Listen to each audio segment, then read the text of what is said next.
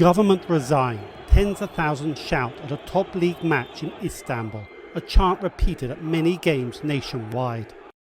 It's an expression of anger over claims the government reacted too slowly to February's deadly earthquakes. It was mayhem. I mean, there are still places where, there are still needs of tents. There are people who are still in the streets. And this is not just a natural disaster. This is a calamity that is caused partly by the unaccountability, the corruption, the cronyism, and the way that these buildings are built.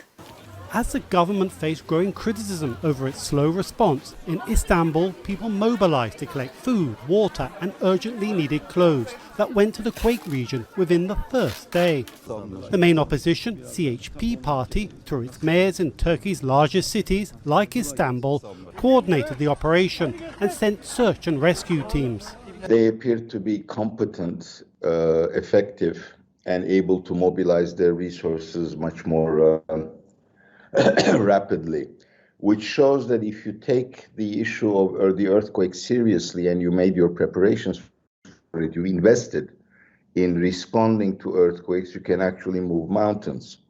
And it also showed that the opposition is capable of getting things done, contrary to the claims on the part of the government. Erdogan, during his first visit to the quake-struck region, dismissed critics as ungrateful and shameless. But in his latest visit to the quake-stricken city of Adıyaman, the Turkish leader offered an apology and called for the people to move ahead as one. Due to the devastating effect of the tremors and the bad weather, we were not able to work the way we wanted in Adıyaman for the first few days. I apologise for this. Erdogan faces re-election this year and is vowing to, within a year, build hundreds of thousands of homes for the quake survivors. But the opposition is questioning the government's ability to build the houses. Analysts predict the disaster has put Turkey at a crossroads. It's to everyone a big shock.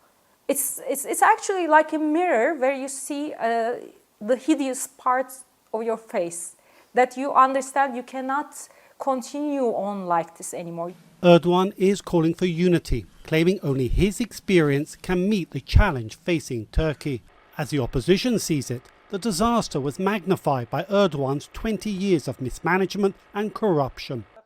Turkey is no stranger to acrimonious elections, but analysts this year predict an unusually bitter one. Dorian Jones for VOA News, Istanbul.